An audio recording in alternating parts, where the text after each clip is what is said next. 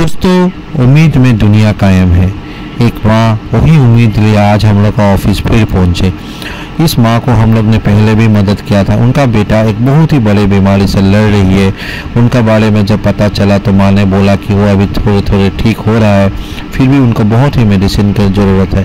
हम लोग साथ ही साथ उनका मेडिसिन का जुगाड़ लगा दिए। माँ का भी बहुत बड़ा एक बीमारी से लड़ रही है।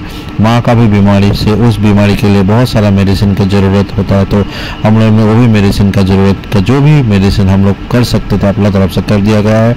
और माँ को हम लोग ने ये रिक्वेस्ट किया है कि अगर फिर कुछ ज़रूरत हो तो हम लोग ज़रूर कॉल करें, हम लोग का फ़ोन नंबर ले जाए, हम लोग को खबर दे, हम लोग ज़रूर मदद करेंगे। और उम्मीद करते हैं कि माँ बेटे दोनों ही बहुत ही जल्दी ठीक हो जाए।